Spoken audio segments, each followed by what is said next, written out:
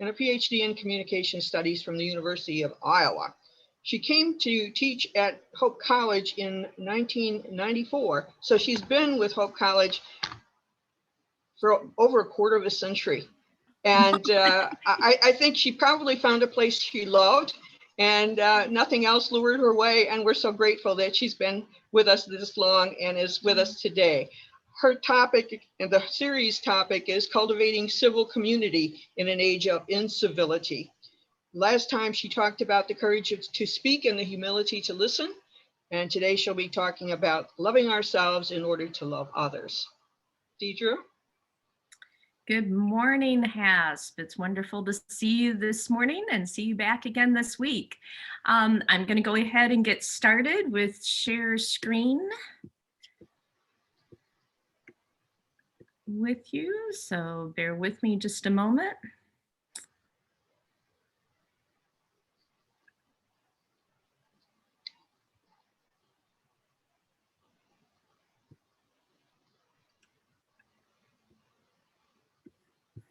That was weird. So somebody let me know verbally, because I just lost sight of you, that you can indeed see my PowerPoint screen. I can see your PowerPoint screen. We are all good then. I presume that you're going to come back into my viewpoint again. I'll be able to find you again. If not, you're going to have to yell at me instead of wave at me. So we are talking about cultivating civil community, what it means to engage civility in our age of incivility. I just read an article recently in terms of how the very language that we use has become polarized according to partisan divides. And evidently civility is something that people more on the Republican side of the partisan divide will embrace. And sharing is the word if you want to reach people on the Biden side and the Democratic side of the political divide. I thought that was interesting that even our very words that we use have become part of this polarization that we're experiencing.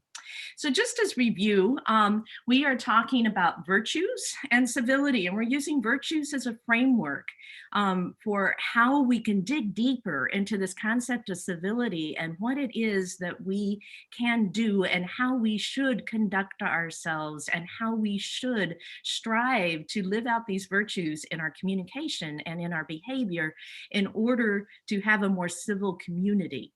And we talked last time about how in a democracy, civility is absolutely essential, because in a democracy, you have plurality of thought and ideology and values. That is inevitable. That's what a democracy is. So we've got to learn how to engage each other, even when we disagree with each other. So last week, we talked about the courage to speak and the humility to listen, and courage and humility being two of those classic virtues that we focused on. Courage to speak, we talked about speaking concisely. We talked about Ben Shem Tov and the Hasidic Judaism tradition that he began, where you had a certain number of words that you were allowed in your lifetime. And once you spoke the number, the magic number, that you only had 9 words, man, you weren't going to last very long, you were done. But there's a good reminder for us to speak concisely. We had a presentation by Maya Angelou, a little video segment on choosing your words with care and how words can carry so much hurt and so much weight, and that we need to choose them carefully. We talked about speaking our own truth, and part of the courage to speak is to speak up even when it's uncomfortable to do so. We talked about owning our own stories and trusting other people's stories. So when somebody tells us they've had this experience, we need to listen to that rather than dismiss it. We talked about focusing on ourselves and not others. And we talked about humility and some of the social science research on what we know about people who engage in humility in their behavior, what it's like, what they communicate like, how they position their bodies, how they experience and feel humility in their life. And we talked about Ting, this idea, the Chinese character for listening that encompasses so much more than what we typically think about when we think about what it means to listen. It talks about using all of our senses and listening mindfully. So we said at the end of the session last time that we would address any questions that were submitted via chat, and there weren't any specific questions to me over the material. So we're going to go on today. We will have time at the end and perhaps a couple places in the middle to talk a little bit today about questions that come up, because I want you to explore this more. Now, I'm a fan of breakout groups with a group this size so that everybody has an opportunity to talk. And if you recall, I gave you a little bit of homework for last week, and that homework was to practice listening intentionally, mindfully, with your full body and all of your senses. Be conscious of how you're aligning your body, focusing on the other person, using inclusive language, suspending judgment while you're seeking to understand. So you're not challenging, you're not thinking of your own arguments. This idea of Kahil Gibran's of bowing down before another person with humility to listen and to learn. Holding another person's story as sacred. So those are all things we talked about last week. You had a homework assignment to try to practice that. And so I'm going to put you into breakout groups, and I want you to talk with your group of about probably 4 or 5 people in your group.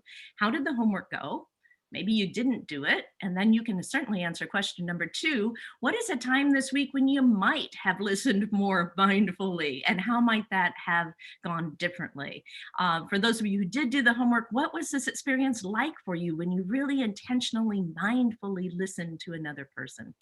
And the next question, and I'll post these in your breakout group so you don't forget what it is that you're talking about, is just to explore with each other and review a little bit, what does this idea of courage to speak and humility to listen mean to you? Okay, so I'm going to stop the screen share at this moment.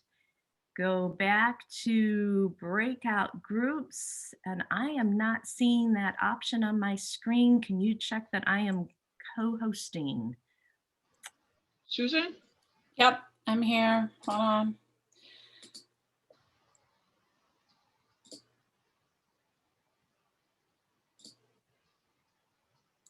You do have co-host permissions. So I don't see any reason. Can you double check? Can you make your window, your Zoom window larger? And sometimes it'll reveal under more, just different, more options. And if not, I can try to do the breakout rooms myself if you want to just give me instructions. Oh, Deidre, you're muted. You're muted. There, that helps. Yes, go ahead and sign people to groups so we don't lose any more time, and then we'll sort out our controls on this end. Okay, I'm gonna go ahead and do, how many rooms would you like? Put about 4 to 5 people per room. Okay.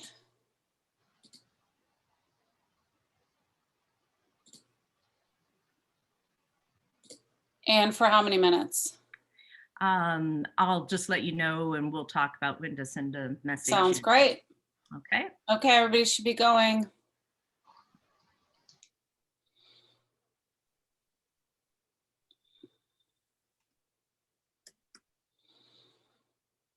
Mute right here. And okay, I now see. Okay, so Deidre, we're actually in a breakout room. I'm not sure how to change that. Should I send? Later. Oh, there. Okay, good. There. Ah, so it's not letting me do any controls on the breakout rooms. See if you can unassign me. If you go to my name, and then maybe that'll give me. And let me, Russell, if you're there, go ahead and join. You have to click on join group. And so the same with Mary Jo. Yep. Mary Jo, if you can, if there's a message on your screen that says join group, go ahead and do that. And then also the person whose device is named owner. So I am going to See if you can withdraw co-host permission. And now I am going to make co-host again.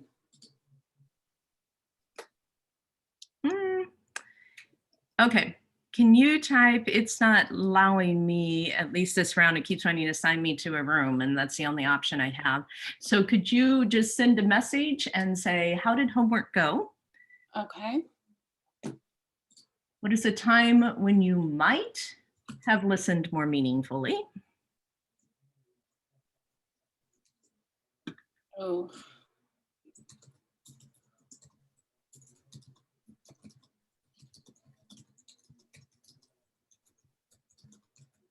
Mindfully. Yes. And then the third.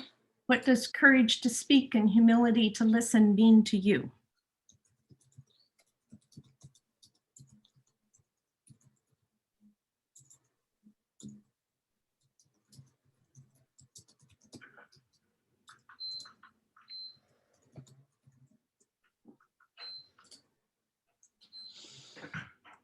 Okay. So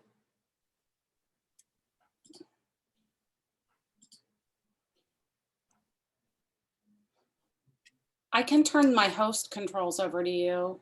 That shouldn't be a problem. The only thing that it will do is if you're presenting and someone tries to join, you'll see a drop-down menu indicating that somebody else is there, but you seem like you can. Would you rather have controls?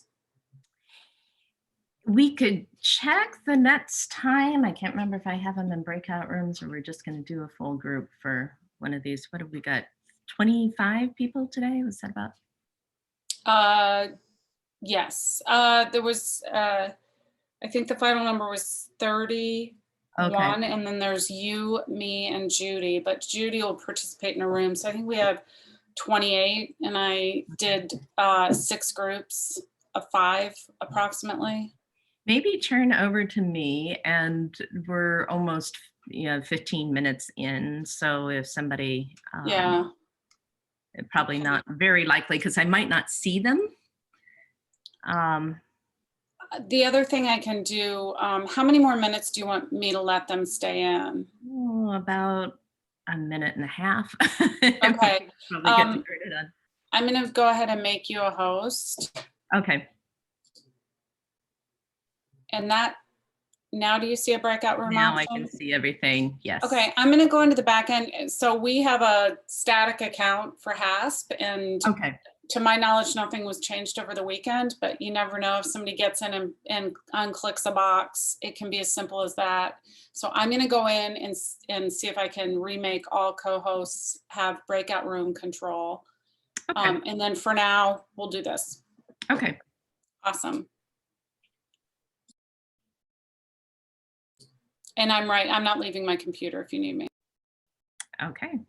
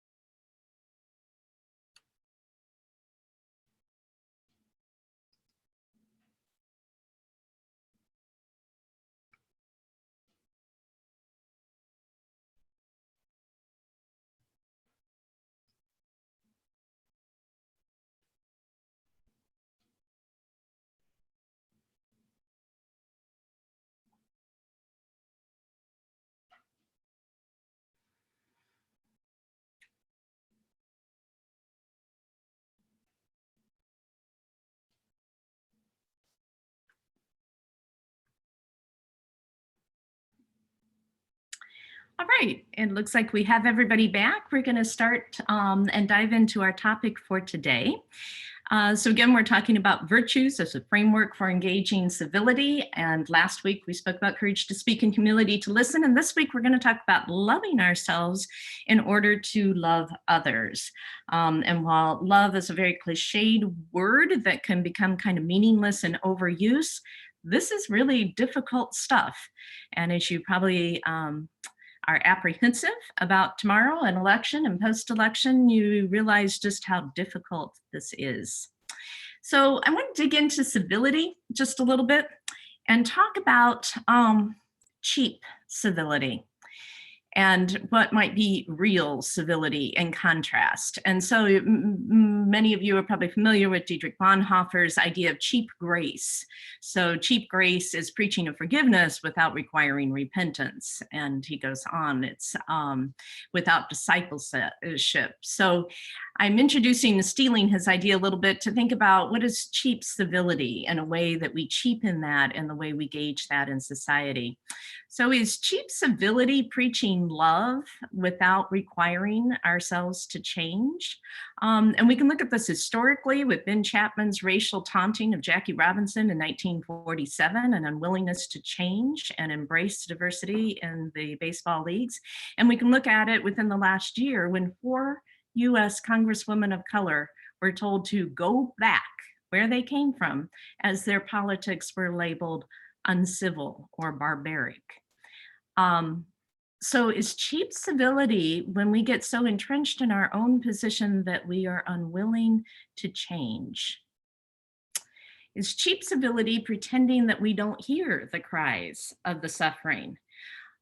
Sometimes, and this is a theory in communication studies called muted group theory, what happens is when there is a protest or an argument, we attack the mode of communication in order to avoid addressing the message. So when the Black Lives Matter protests happened this summer, as an example, we said, oh my goodness, traffic is blocked.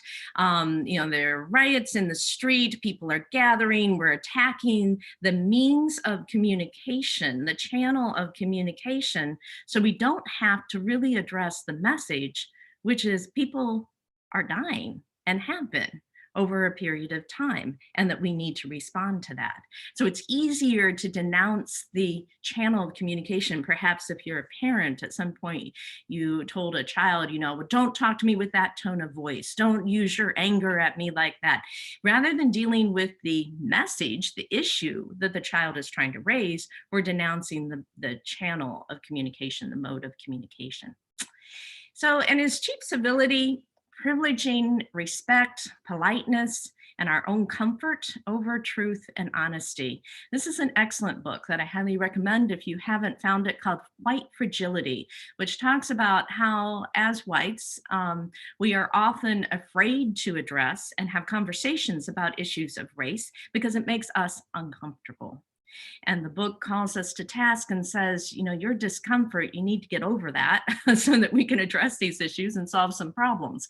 And I've got an example that I think brings that home a little bit. I have a friend at Hope College who has an 11-year-old son who's nearly 6 feet tall. And she doesn't have the privilege that I do not to talk about this uncomfortable issue when she's living in fear that some 11-year-old behavior on the part of her son could evoke some deadly response from someone who perceives him as a large Black adult man. My discomfort in talking about race as a white person, her fear for her son's life. That is the difference. So cheap civility is avoiding those kinds of conversations because they make us feel uncomfortable. I'm always amazed at the friendship that developed between Supreme Court Justices Ginsburg and Scalia. Couldn't we learn a lot from them right now? So is cheap civility practiced every time we do not talk with someone with whom we disagree, that we don't see them as a person beyond their positions that we disagree with? And clearly, Ginsburg and Scalia did see each other as full three-dimensional persons beyond just the positions that they had on the court. And it's cheap civility when we hide behind our fear and live by fear rather than living by love. And this starts to transition us into our topic for today about how civility involves the virtue of love. So cheap civility is hiding behind our fear. And research suggests that fears often target people who are different from us, and we use fear to exaggerate those differences. Contemporary writer Anne Lamott Quint said, if we read the Bible and conclude that God hates everybody we hate, we're in a world of trouble. So fear makes us stranger. Fear creates divides. Fear is the enemy of love. Have an example of my daughter. When she was about 5 years old, we went on a trip to San Francisco. And she, for the first time, encountered people who were homeless on the street. And she was terrified, absolutely terrified of people who were homeless. And we tried to assuage her fears and explain the conditions that might bring a person to homelessness and how this is just a person, just like any other person. And it's not a scary person. They will not harm her, et cetera, et cetera. And I would have to go out to meetings for this conference and meetings at night or go pick up something at the store. And she was just terrified that I was going out on the street where people who were homeless were outside. So we're driving back into Holland, and it's 10:30 at night. We're coming back from the airport, and we're a couple miles from home, and we hear this little voice from, she's strapped into her car seat in the back seat, and we hear this little voice from the back seat, this little 5-year-old voice that says, "I have a message from God." Well, that gets your attention pretty quick, right? So you turn around, you know, what message from God did you get? And she says, "I have a message from God, but I really don't want to do this. When I grow up, I have to pick up people who are homeless in my car and take them to get food and help." And then the 5-year-old fear still kicks in, and she says, "But I'm going to put my purse in the trunk of my car." And that is an example of embracing our fear. Today, she's 27 years old. She lives in Chicago. She's a social worker, and she's working with the underserved in the Chicago area. So being brave is centering yourself in the face of fear. Learn everything you can about what or whom you fear. If you fear Islam, learn about it. If you fear global poverty, learn about it. If you fear Al-Qaeda, learn about it. We cannot be civil when we're afraid. So civility requires us to lean into risk, uncertainty, and emotional exposure. So real civility, then, as opposed to cheap civility, requires risk, uncertainty, and emotional exposure. We may feel threatened when we engage that. We may feel trapped or guilty. We may feel protective of our family and our groups. We may feel confused, just don't get it. I love this guy on the internet, right? He has the most interesting pictures in his gallery. We may become aware of things we weren't previously aware of. A lion in the background. But by the end of the day, things that at first appear threatening will be inside our comfort zone. Let's look at this quickly. So if we have a choice of living in fear, or we can choose to live with courage, humility, love, and civility. When we're living in fear, our comfort zone is very small. Our learning zone is pretty small, but our panic zone is very vibrant and large, okay? When we live with courage, humility, and love, our comfort zone expands. The more we embrace people and ideas that are different from our own, the more comfortable we become with talking about and engaging. So that comfort zone grows. Our learning zone then expands. And our panic zone, still there, but it's likely a lot less pronounced, a lot smaller. So I want to talk today about expanding relationships to love ourselves in order to love others, and how we expand the idea of who are our neighbors. So sounds foundational, but again, this stuff is very difficult to really live out in our lives. So we are loved. We take that knowledge and understanding of love, and we need to use that to love ourselves. And we're going to talk about that a little bit today. And only then, when we have that foundation we built of loving ourselves, can we love and engage others in the ways that civility calls us to act. So love is an act of will. And as anybody in a partnered relationship for more than about 6 months will attest, it's an act of will. It takes work. It's difficult. It's hard work. I'm going to show you a clip of a poet, a contemporary poet called Andrea Gibson. And the poem is titled The Boomerang Valentine. So bear with me while I get this set up. I'm going to start this if I am able. We'll see how well my tech goes here. Come on. I'm going to start this about 12 seconds in. So if you decide that you want to share this with somebody or go back and watch it yourself, I'm starting at about 12 seconds in because she talks about sex, and she talks about, in fact, I think you might actually get the part where she uses the SH word for poop. We're all adults, we can grasp that, but then you got to go for the meaning and context of what she's doing. So I won't start right exactly from the beginning for that reason. So let me go back to share screen with you.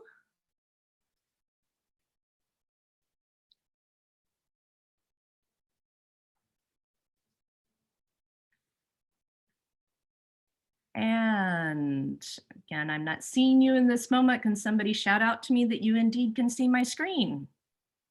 Yes. Okay. Yes.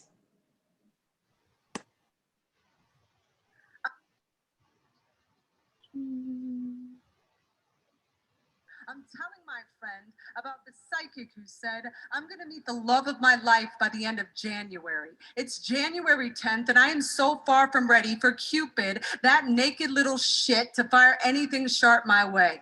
So far from ready to be the kind of crazy only love makes me. My friend musters every bit of new age jargon she can fit onto her tongue and says, what if you are the love of your life? I think, oh my God, I hope that's not true, because I am absolutely not my type. But let's say for a moment I am. Let's say I am my dream girlish, boyish girl, and I'm standing on my front step, ringing my own doorbell, waiting for me to answer so I can hand myself a mason jar full of water lilies I have rescued from a millionaire's Monet, let's say. I am so charmed by the radiance of my own anarchy. I invite myself in for tea, and when I'm not looking, I sneak the steam from the kettle into my pocket so the next time I am missing the coast of Maine, I can gift myself the fall. Let's say I'm not just running my mouth around an old cliche that says we gotta love ourselves. We don't. I know I can keep getting down on myself till I'm tucked in my grave, looking up at my name, carved in stone, wondering why I never knew I've been cast to the lead in my own life. When it comes to love, the only thing I'm certain of is you are the best thing that has ever happened to you. Whoever you are, you're a quitter, great, there's plenty worth quitting. A sore loser, who isn't? You got no discipline? Maybe discipline is for bodybuilders and closeted gay monks. Picture a magician, so attached to being perfect, he cuts off his own legs just to pull off the trick. Picture the 738 selfies I deleted before I took one I was willing to show to the world. Picture me wishing I could have all of those back, my so-called flaws in stacks like baseball cards I know will be worth something someday, like tenderness, like compassion, like my capacity to think myself a catch just because I've never seen a chandelier I didn't want to swing from because I'd maybe go to space just to know if railroad tracks look like zippers from the moon. On days I have a hard time keeping warm in my own weather, I imagine what the first flower said to the first human, trying to name half its petals love me not. No, that is not how anything grows. Of all the violence I've known in my life, I've not known violence like the way I've spoken to myself, and I've seen almost everyone around me hold that same belt to their own backs in ambush of every way we have decided we are not enough, then looking for someone outside of ourselves to come clean that treason up. If I were to ask myself out of that cycle, I might say, listen, I am still going through my growth spurt. I am still yet to get my worst tattoo. I am still clearing the smoke from burning the toast I wrote for my own wedding day. I am still trying to get rid of my mirror face, look myself dead in the eye. I know Facebook is a lousy mortician. desperately trying to make us all look more alive. I know there were things I haven't survived. I know there were people who have had to work to survive me. I don't ever want to take that lightly, but I want the heavy to anchor me brave, to anchor me loving, to anchor me in something that will absolutely hold me to my word. When I tell Cupid, I intend to keep walking out to the tip of his arrow, to bend it back towards myself, to aim for my goodness, to the muscle in my chest tears, from the stretch of becoming what I came here to be, a lover of whatever got covered up by the airbrush, the truth of me, that beauty of a beast, chewing to the leash till I get a mason jar full of water lilies, and I got a kettle full of sea, and my whole life, y'all, my whole life is just a boomerang Valentine coming right back at me. Thanks.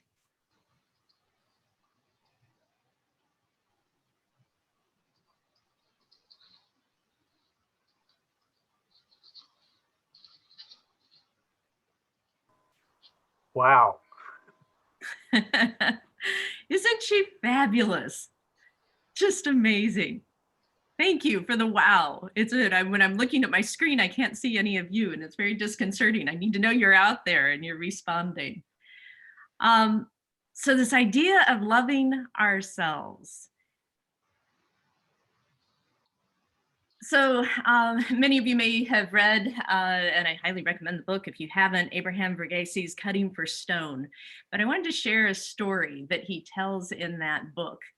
And he writes, it was a tale well known to the children all over Africa. Abu Qasim, a miserly Baghdad merchant who held on to his battered, much repaired pair of slippers, even though they were objects of derision. At last, even he couldn't stomach the sight of him, but his every attempt to get rid of his slippers ended in disaster. When he tossed them out of his window, they landed on the head of a pregnant woman who miscarried, and Abu Qasim was thrown in jail. When he dropped them into the canal, the slippers choked off the main drain to the community and caused flooding, and off Abu Qasim went to jail. One night, another prisoner, a quiet, dignified old man, said, Abu Qasim might as well build a special room for his slippers. Why try to lose them? He'll never escape. The old man laughed and laughed, and he seemed happy when he said that. We all saw it the same way. The old man was right. The slippers in the story mean that everything you see and do and touch, every seed you sow or don't sow, becomes part of your destiny. In order to start to get rid of your slippers, you have to admit that they're yours. And if you do, then they'll get rid of them themselves. Gosh, one of the characters in the story sighed and says the key to your happiness is to own your own slippers. Own who you are, own how you look, own your family, own the talents you have and the ones you don't. If you keep saying your slippers aren't yours, then you'll die searching and you'll die bitter, always feeling you were promised more. Not only our actions, but also our omissions become our destiny. So that was an excerpt from Cutting for Stone by Abraham Verghese. So civility starts with loving ourselves. Eckhart Tolle talks about in one of his books about riding on a train every day, commuting to work and seeing the same woman each day talking to herself, berating herself, sitting on the train day in and day out, muttering in anger and rage at herself. When you think about it, how much of our self-talk is berating ourselves? How much of our self-talk is incivil? If we speak to ourselves that way, it's no wonder that we can't be civil to others. And if we know deep down that people who are incivil to us, they really don't like themselves very much. We are bruised and battered souls, and incivility is what we do with our pain and suffering when we don't know how to live with it or resolve it, when we don't know how to own our own slippers. So just another concept to play with as we think about loving ourselves. I'm very fond of this idea, a Japanese aesthetic called wabi-sabi. So it's both an artistic aesthetic and also a sort of philosophy of life. So you see books written about wabi-sabi. And wabi-sabi is the beauty in imperfection. So you see this wobbly bowl. This is one of my efforts on the wheel, the potter's wheel. And I have many of these. I have leaning teacups. I have bowls with big wrinkles in them. But I like this bowl. It has a sense of wabi-sabi. It's got a sense of beauty in its imperfection. Now, it never win any pottery contest and would be thrown out by many potters because of its imperfection. But I like it, and I like it because it's not perfect. So think about the things that we appreciate, the beauty that we appreciate because it is irregular, because it is imperfect. Those of you who like antiques, for example, probably recognize the beauty in the scratches, the distressed wood, the age, the time, the other people who have used that item or that furniture or that bowl before you. So wabi-sabi is finding beauty in the unpretentious, the irregular, the thing missing or returned to nothingness, even in ugliness. So we too, I like this idea, need to embrace wabi-sabi and see the beauty in our own imperfections, our own irregularities. How boring we would be if we were all perfect, right? And then if we can embrace this idea of wabi-sabi in ourselves and love ourselves and forgive ourselves, then and only then do I think that we're prepared to extend civility to others. So this idea that civility requires being in relationship. This is a artistic construction by the artist J.R., just goes by those two initials, J.R. This was built in the small Mexican town of Tecate on both sides of the wall on the US-Mexican border. And so he created the eyes of the dreamers, he calls this, and it's a huge table. And he invited people on both sides of the wall to join for a huge picnic together on both sides of the wall at the same time. And he writes on his Instagram feed that people gathered around the table to enjoy the sun and the food on both sides. People eating the same food, sharing the same water, enjoying the same music with half of the band on each side of the wall, around the eyes of the dreamers. So when we are in relationship with other people, we have to tear down walls. We can so easily separate ourselves from our neighbors, by standard of living, by nations, by all sorts of ways.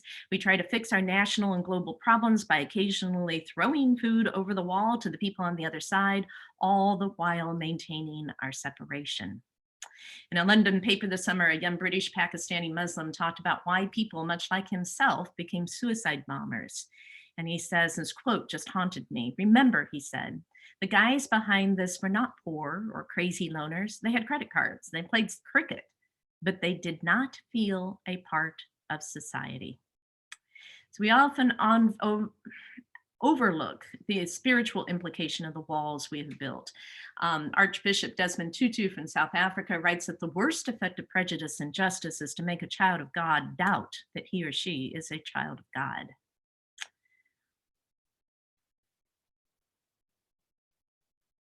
And I've got a lot of other quotes, but so we love people we know, and that's easy most of the time. What does it mean to love before we know, before we understand another person, before we know we're safe? So this idea of civility requires being in relationship with others who are unlike ourselves before we fully know them.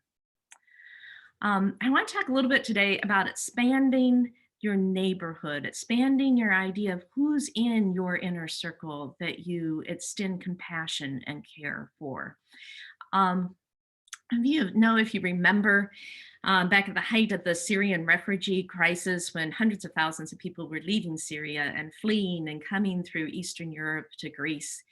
And I think at this point, over 200,000 people had perished in that struggle. And it was on the back burner. In the United States, there wasn't much in the news about it. We weren't paying attention. Europe was paying more attention because people were coming right through their countries.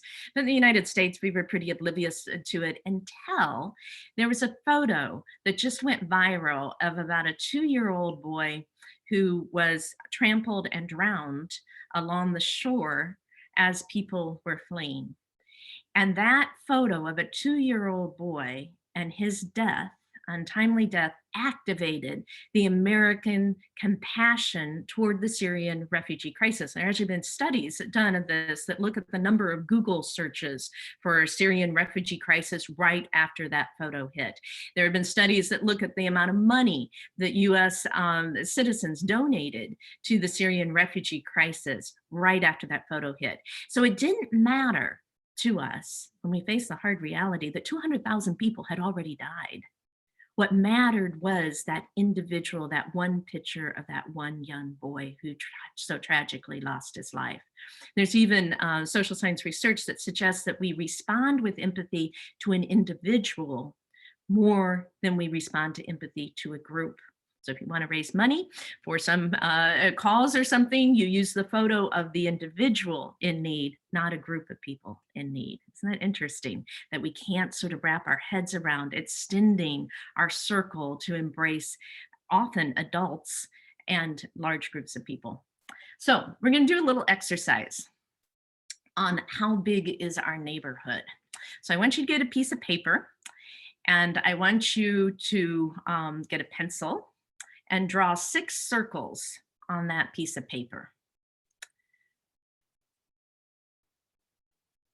I'm going to stop the show and try to come back and find you on my screen.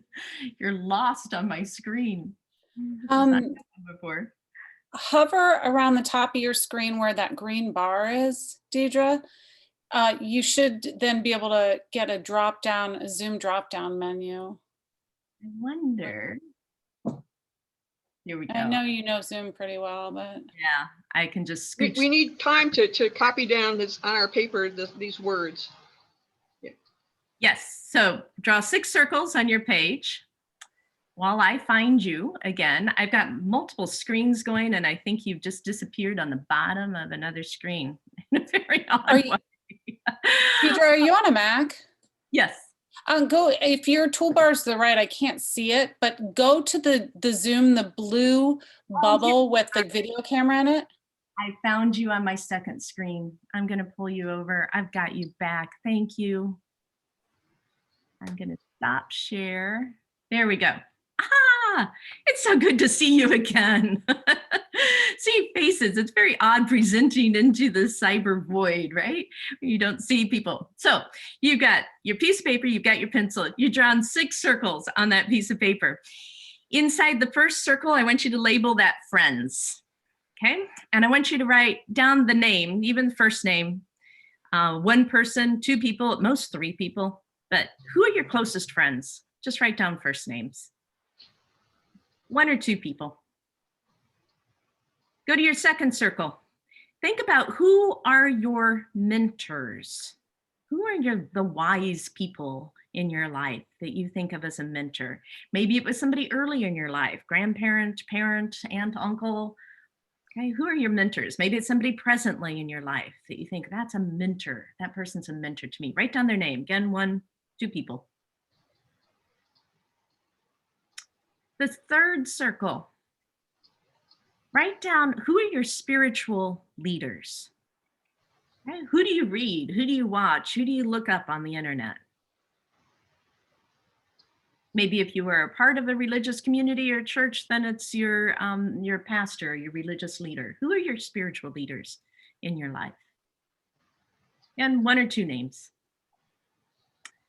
Teachers, 4th circle. Teachers, present or past, 1 or 2 names. Who comes to mind? Yeah, that was my good teacher. That person is important to me.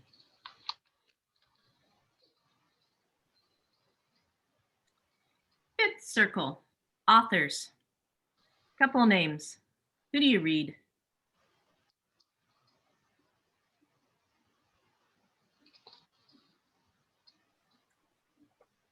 And the last one, this could be television shows you watch, what you listen to on the radio, podcasts that you listen to, books that you follow. So who do you watch and listen to? Just write down a couple.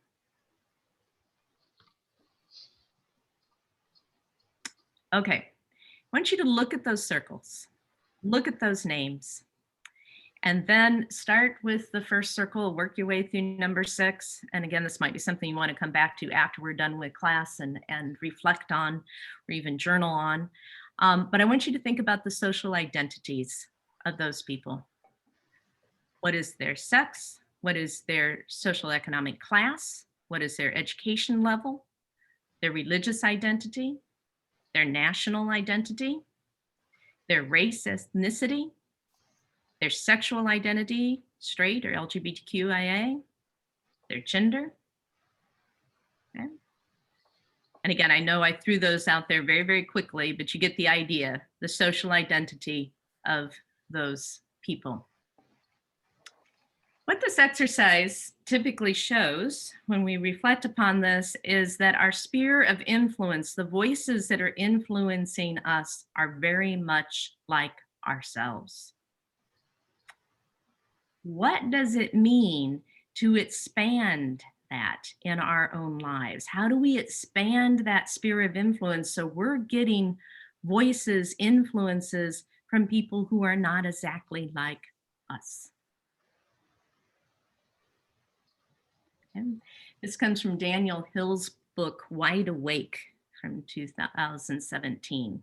And I've done this with a lot of large groups, and that realization of, wow, I am influenced. I'm in a bit of an echo chamber of people who are just like me.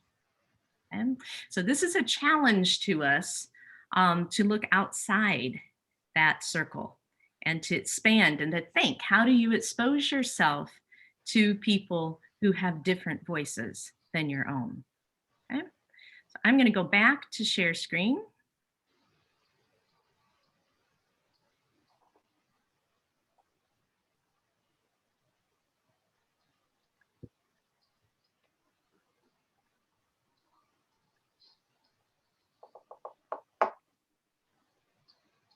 Again, I invite you to come back and think about that a little bit more after our time together.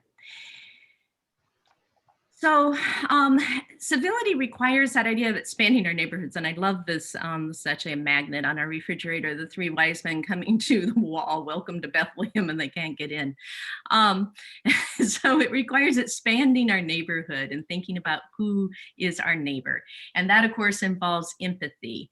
And we talk about in the social sciences 3 different kinds of empathy. Cognitive empathy is the mental empathy of thinking yourself into another person's position and seeing the world through their particular viewpoints and values. So cognitive empathy, it's all about the thought process. Affective empathy, affective meaning emotion, is when you feel the feelings that another person is feeling. So if they're scared, you feel scared. If they're sad, you feel sad. If they're joyful, you feel and share in that joy. Okay? And parallel empathy, I think, is a fascinating concept. And it's a sort of higher level of empathy that we actually commit ourselves to walking with another person through their experience. So for example, if you have had a friend who has lost a significant other, spouse, and you have walked with that person through not just the days of their grief or the week of the funeral, but the months, the year of their grief. You have walked with them. You have been present with them and walked beside them through that process. That is parallel empathy. Okay. Let's see how we're doing on time. I think we have time for this. I'm going to show you another clip that looks at perspective taking and what does it mean to see and experience things, that cognitive and affective empathy through another person's perspective. And it's a very powerful piece of contemporary poetry. So hold on just a moment.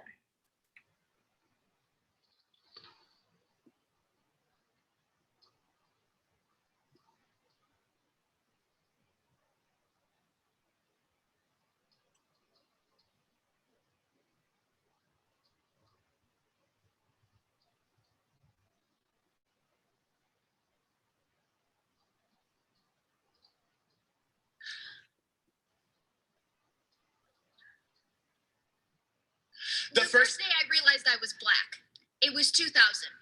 We had just learned about Blacks for the first time in 2nd grade. At recess, all the white kids chased me into the wood chanting slave. My mother said I refused to come out for 3 hours, said she thinks I was lost in the trees, but I just needed to be closer to my roots. As a woman, having a boyfriend is a battle. If 70% of us are abused in a lifetime, what is the number of men doing it? The answer is not one man running faster than light to complete a mission, and that is what leaves me sick. The second day I realized I was Black was in a gas station. I only had 25 cents, so I searched what to spend it on. The cashier floated from aisle to aisle, eyes fixed on my hands.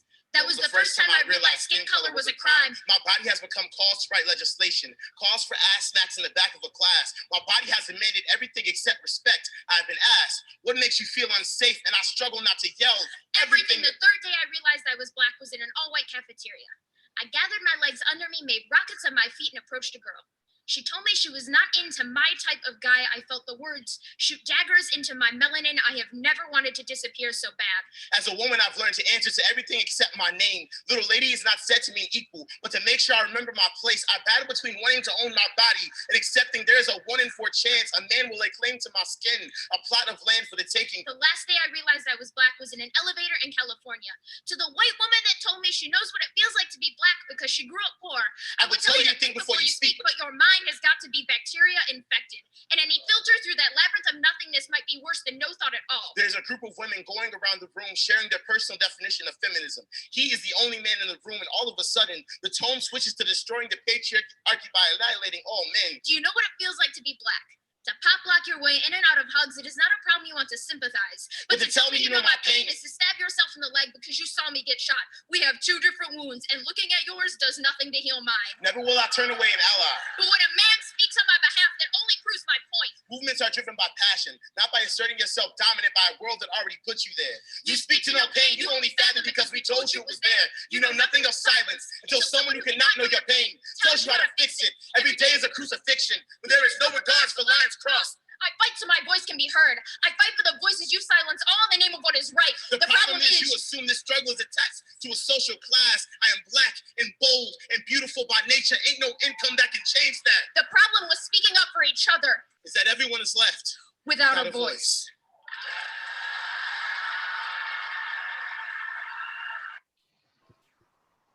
Wow, again. Thank you for the wows. Yes, every time I see that, and I've probably seen it 50 times, it brings tears to my eyes. It brings tears to my eyes. So we'll come back and talk about that in a little bit. I want to just get through a couple more things, and then we'll have some chance to discuss and explore these ideas.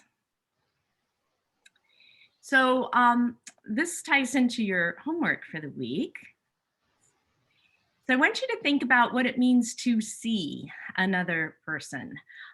In South Africa, there's a Zulu expression, sawubona, which means I see you. So it's used as a greeting. So you pass somebody on a path and they say, sawubona, I see you. It's a recognition of the humanity that we share.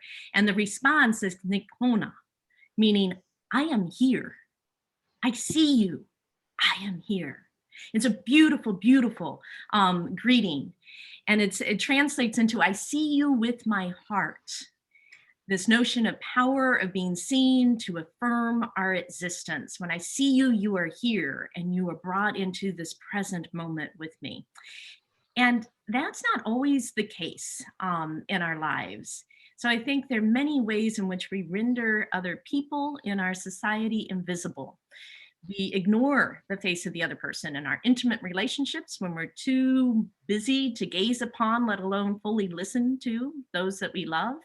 In our communities, when we render others who are not like us invisible and silenced. In our country, when we warehouse the incarcerated, out of sight and out of mind, we forget about them. When we turn our gaze from the person who is homeless on the street and refuse to look at them. In our world, when we ignore the plight of the refugee, the immigrant, the sick, the traumatized, these are all ways in which we refuse to look. And frankly, when you look at even your common daily interactions, how many times in the before times when we actually could go to restaurants, where you had a restaurant and you sat at the table with the people you were with and like, who's our server? Does anybody remember which person has been at our table 3 times and interacted with us already? But you can't recognize the person's face. You don't remember. You didn't see them as another person. Think about the person who checks you out in the grocery store. By the time you got to your car, if I asked you, could you identify which person checked you out at the store? Would you be able to even remember what they looked like? Maybe not. Okay, so we're going to look at another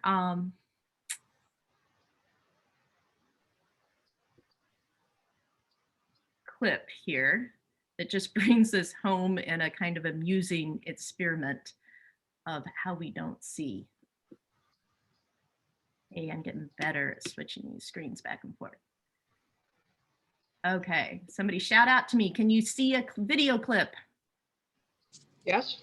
Yes. Yeah. Excellent. Okay, we're ready to roll. Most of us think we're pretty observant, but with a bit of mind control, I wanted to see if I could make these people take even the most obvious things for granted. Excuse me, do you know how to get to Trinity Church from here? Yeah. You see that church down there? Yep, straight through there. And then you keep going down. See that church is down there? Yeah. Stay on that, which is at least Broadway. And then you walk down 2 or 3 blocks and Trinity Church is on the right hand side. We're walking in that direction.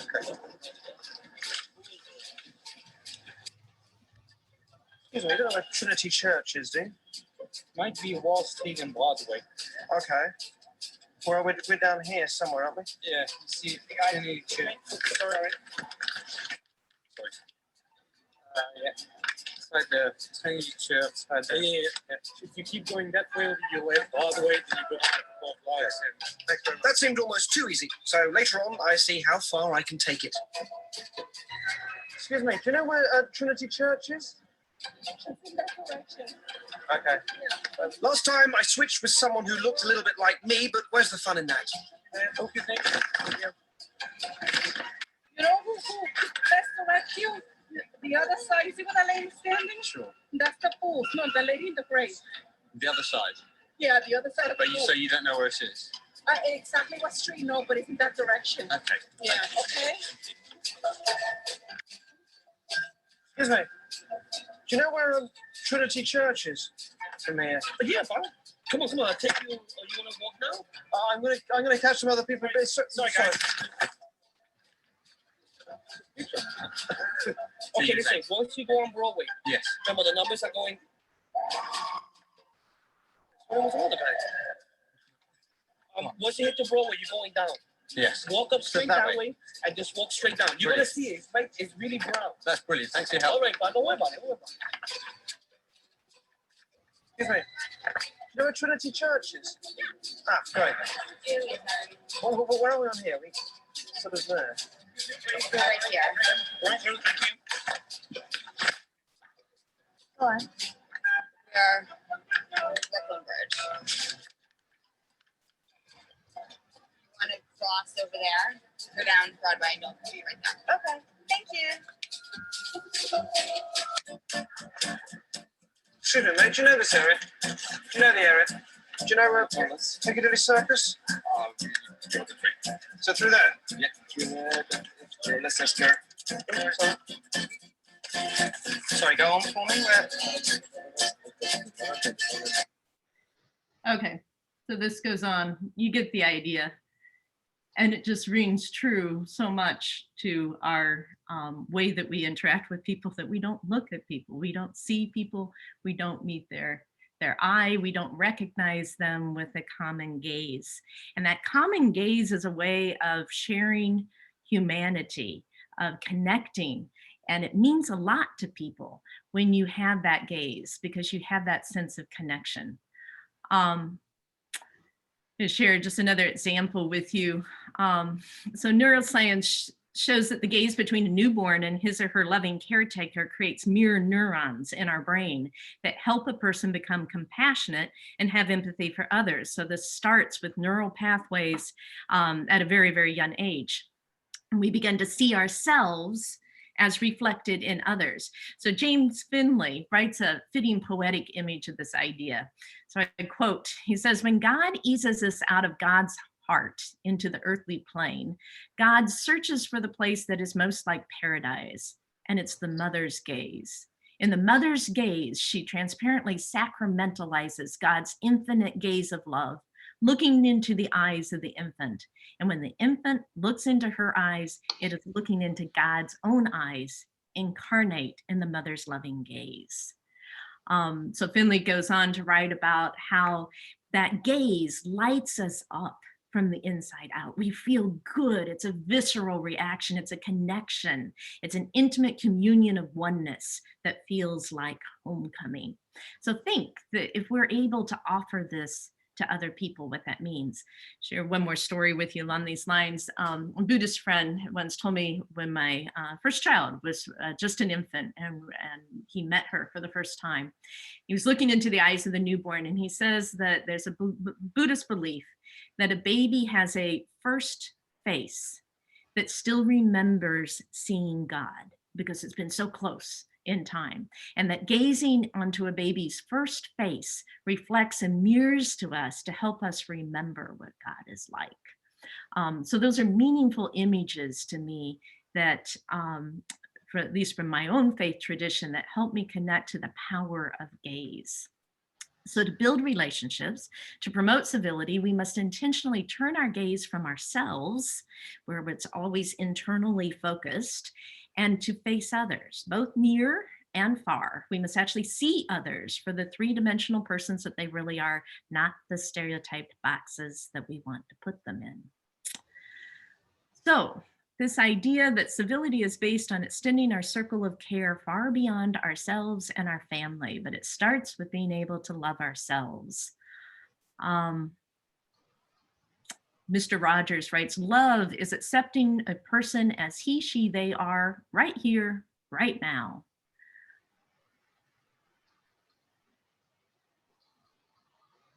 Love is loving someone for their own sake, not for what they can do for me. Sark. Alan Bosak, South African theologian, writes, discover in the other the best that we want to be, to offer the other more than we have allowed ourselves to be. Bell Hooks, African-American academic, love is a will to extend yourself to nurture one's own or another's spiritual growth. Let's see how we're doing on time. I think I will stop there. We'll do our review and we'll just open it up to some discussion. And if we have 3 minutes at the end, I want to be able to share a poem with you that I think may help us get through the next 24 hours as we face the election and the end of the week as we face the aftermath of the election. So I'll take about 3 minutes to share something with you as we part before we meet next week. So today we've talked about loving ourselves in order to love other people. We've talked about that cheap civility really doesn't do what it is that we need to do. We talked about how we need to overcome our fear in order to take the risk to make ourselves vulnerable to love somebody who we don't know, who we don't understand, before we understand them, before we know them. We talked about how loving others is about being in relationship and forming relationships that aren't, and getting over those separation and those walls that are put between us. And we talked about expanding our spheres of influence and expanding our neighborhood of who's included in the idea of who is our neighbor, and how far that sense can be expanded to include and extend compassion toward other people. And that part of that building that bond, that connection with other people is actually seeing another person's face, actually maintaining a gaze. So your homework for this next week is to greet others with sawubona. Not the actual word, you don't have to do that, but the idea of I see you. And what I want you to do is simply make eye contact. Look for opportunities to make eye contact with the cashier, Make eye contact with the server at the restaurant. Make eye contact with the person that you pass on the street. Make eye contact even with your intimate others that you may not take the time to actually see. 2 seconds. 2 seconds of mutual gaze, and see what that feels like for both you and what it feels like your connection to this other person. And so the key is here, don't be creepy. So don't maintain your gaze for long periods of time and stare at people, because they're going to be made to feel very uncomfortable. So we don't need to do that. But you maintain mutual gaze 2 seconds. And see what that experience is like for you, and we'll check back into that next week.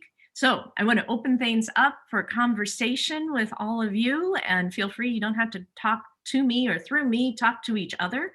But what are your thoughts? What are your reactions? We covered quite a lot of things today.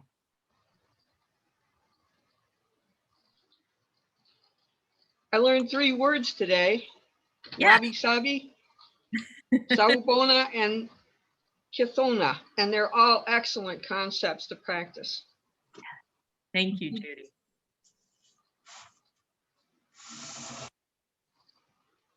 I appreciated the stretch that your videos caused me. Sometimes it's easy to talk about this stuff out there, but when you bring the visual in, it's right in front of you, and it hits you in a different way. Thank you, Jan. That is so true. The other thing that Go ahead. The other thing that you caused me to think about was, we had at our church, we had a choir of young Afro-Americans that came one time, and their parting song was "I Know Your Name." And they spoke about how knowing a person's name and being able to say their name validates the person. So it parallels what you're talking about. That is, I think, so powerful. And again, we have a lot of wounded souls in our world. And to affirm another person, to affirm their existence, to affirm their humanity, seeing them, looking at them, gazing, and to call them by name. And you think about the religious connotations of that in our religious traditions too, to be called by name. I find with things, your perception starts from birth. And from birth until you're out in the world, it's just your family, basically. So that isolates you, in a sense, into a group. And it's extending out of that is really growing. And it's difficult sometimes to leave that nest of comfort and extend yourself, and to draw in what you've experienced into that family. Thank you, Susan. That's very powerful. And it made me think about, too, for the first time, that when you're a child, you can't extend yourself beyond. You don't have the capacity, the emotional capacity, the security, the foundations to extend yourself very far beyond your own immediate group. But then how do we challenge ourselves as adults to do that? And again, it's very easy to be insular and to go back to our cocoon, our comfort zone, our own little group, because that's comfortable, but it's not where we learn, and it's not where we expand.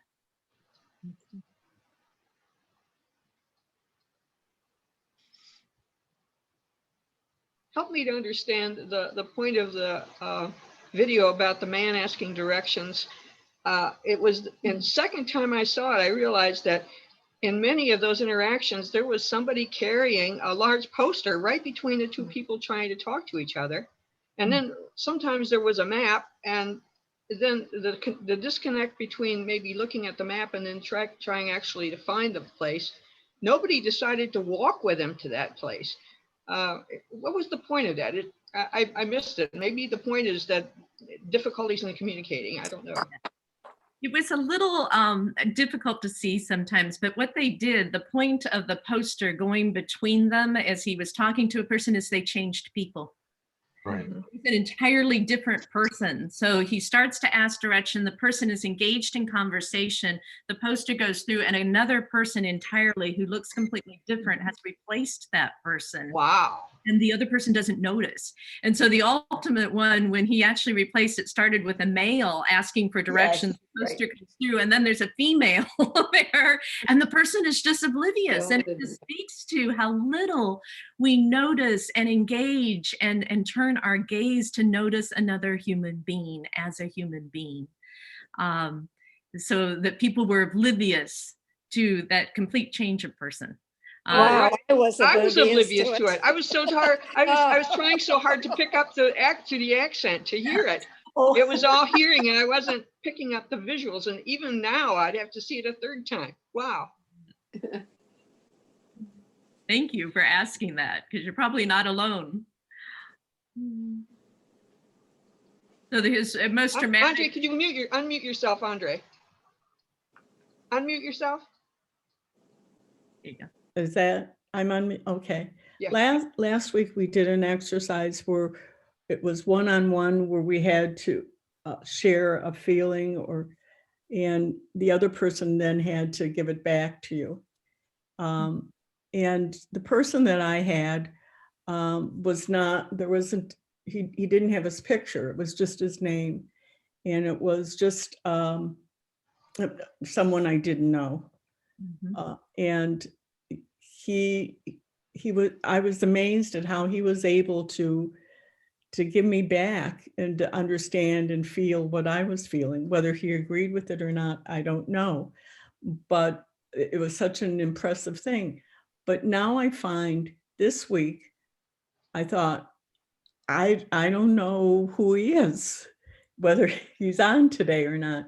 And I just wondered, how do we take this into practice when, well, like my husband and I, we're like staying home. So we're not going out and meeting people or seeing faces because they're covered. And yet this is an opportunity. Most of these people here, I'm not seeing them at HASP. And so I just wondered, if you have some advice on how do you change, because I think we're going to be in this for a while. Yes. Yeah. I don't know how to answer that one. One, in response to the exercise last week, what that forced you to do was to focus on the words and to focus on the meaning and the emotion behind the words, because there were no other distractions with sight. You just had to focus on one dimension of information coming to you. So that was the purpose of that exercise. And in terms of the gaze, yes, perhaps if you are out walking outside your home and you encounter somebody on the street or in a car that passes you by, that might be an opportunity, but there's certainly ways in which and look at the irony of this. At a point when we need to be building community and making connections with others and revisiting and reuniting our common bond in humanity, is a time when we are in the middle of a pandemic, which further separates people into zones and separates us into these echo chambers of information where we are very tied to the internet and seeking out the information that is fed to us by very sophisticated algorithms, by computer tech companies that are giving us just the information that they want us to have. That's a really ironic situation that only exacerbates, I think, the condition that we find ourselves in. Mm-hmm. So true.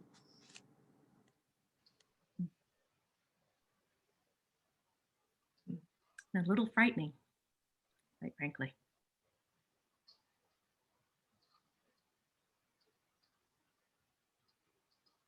We're entering, in the next 24 hours, the next day, we're entering a period where we're not, whatever the outcome is, there's a real need to have civility, to begin to build on understanding and respect. And I don't see efforts, that everyone's just looking at, well, will this person win or that person win? But they're not looking at, or I don't get the sense that people are looking at the long term or even the next week. Right, right. I agree. I think we all are holding our breath through election day and not really making plans of how we respond in post-election. I believe it's going to be a long time before it's settled. Mhm. Mhm. I do too. I think things are so broken, it's not going to be a quick fix in terms of rebuilding community and connection. That takes hard work. And it also needs to happen at a community level.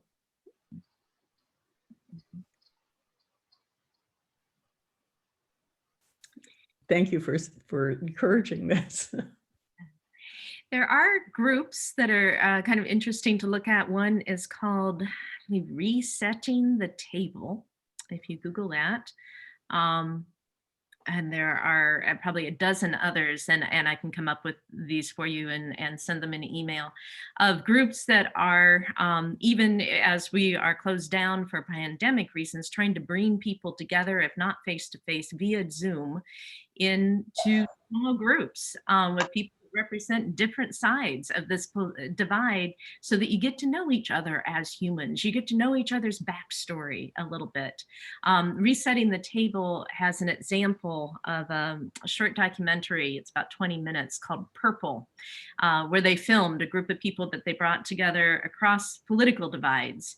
And you hear their backstory of why they hold particular positions on particular issues. And it becomes a whole lot more clear. And you again begin to see the humanity, the connection, the story behind the person that we try to put into a stereotypical box. But I'll try to come up with some other examples for you of other places that are doing that. Yeah, one of those. One other. Go ahead. One that's doing that is also, oh, now the name went right out of my. Braver Angels? Braver Angels, yes. Yes. Yes. That's what I was going to suggest. Yeah, that's what I was going to say. I'm a member of Braver Angels, and there's several others who are in HASP that are. And in fact, there was a Braver Angels presentation to HASP. I think it was in July. And what Braver Angels is trying to promote is civil discourse across the red-blue divide, not trying to convince Reds if you're blue or vice versa, but trying to promote greater understanding of people's points of view. So even though you might disagree, you'll do so respectfully. Right. I likewise am a member of Braver Angels. Yeah, so it's braverangels.org in case anybody would be interested in learning more. It's really trying to promote civil discourse, and they have a number of activities planned post-election because they're very concerned about how things are going to play out, regardless of what happens.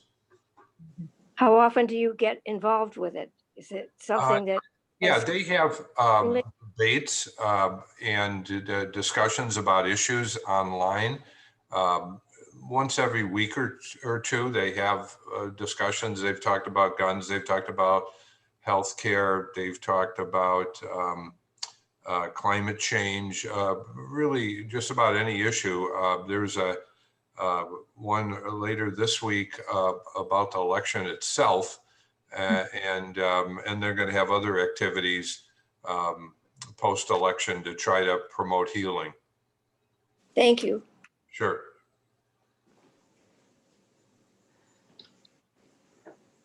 On Saturday, I attended my first Zoom memorial service, funeral.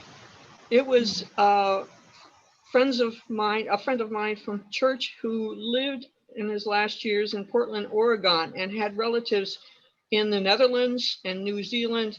And it was scheduled so that the most people could be there at the same time through a Zoom.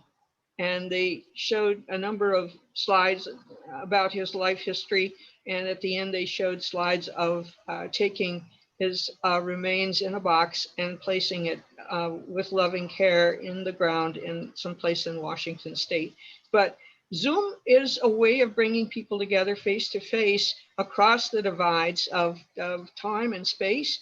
And it's a wonderful thing. It's got some great technology. It's not everything, and we're not in person, but just being able to see each other here right now and seeing various nods and expressions and responses to things is very healing for me.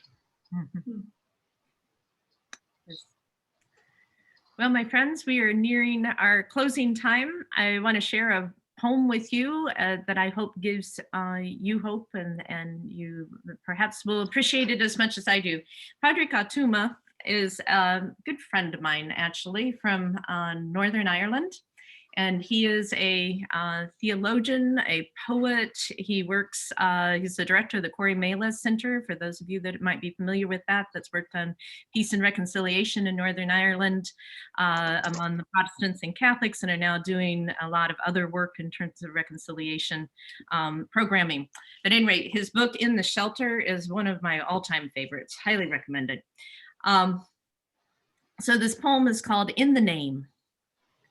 So in the name of goodness, of love, and of broken community, in the name of meaning, of feeling, and I hope you don't screw me, in the name of darkness and light and ungraspable twilight, in the name of mealtimes and sharing and caring by firelight, in the name of action, of peace and human redemption, in the name of eating, of drinking and table confession, in the name of sadness, regret, and holy obsession, in the name of anger, the spirit of aggression.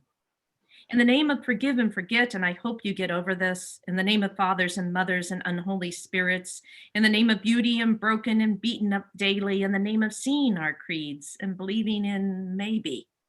We gather here, a room full of strangers, and speak of our hope land and talk of our danger, to make sense of our thinking, to authenticate lives, to humanize feelings and stop telling lies. In the name of philosophy, of theology, and who gives a damn, in the name of employment and study and finding new family, in the name of our passions, our lovings and indecent obsessions, in the name of prayer, of worship, and demon possession. In the name of solitude, of quiet and holy reflection, in the name of the lost, the lonely, and the without direction, in the name of the early and the late and the holy ineffectual, in the name of the straight and the queer, transgender and bisexual. In the name of boot clogs and boob jobs and erectile dysfunction, in the name of schizophrenia, hysteria, and obsessive compulsion, in the name of Jesus and Mary and the mostly silent Joseph, in the name of speaking to ourselves, saying, this is more than I can cope with. In the name of touch-up and breakup and of breakdown and weeping, in the name of therapy and Prozac and of full-hearted breathing, in the name of sadness and madness and years since I've smiled, in the name of the unknown, the alien, and of the fully in exile. In the name of the named and the unnamed, and the names of the nameless, in the name of the prayers that repeat, I wish that I could change this. In the name of goodness and kindness and intentionality, in the name of harbor and shelter and family. So I'm a big fan of Padre Katuma. He actually has on, goodness, I'm not sure whether it's NPR, he has a podcast where he reads poetry that you can find, I think, weekly that he does that. And you also see him a lot on Krista Tippett's On Being. He's a popular interviewee for her, if you connect to that podcast. Could you spell that last name? Yes, it's, hold it up. Do you see it forward or backwards? You see it backward, don't you? Padre. Just spell it for us, please. Otuma, so O with the little umlaut on the top, Tuma, T-U-A-M-A, T-U-A-M-A, so O-T-U-A-M-A. It's Padre, and he has several books, and again, I've just find him to be an incredibly wise human being. It's a beautiful poem. Thank you. It's one of my favorites. So. Sounds like a book I'd like to share with my family. It is Buy them copies for Christmas. Yes, it is a powerful book. You know, another book recommendation that you might find Someone's putting on useful. his name. What was the title of the book?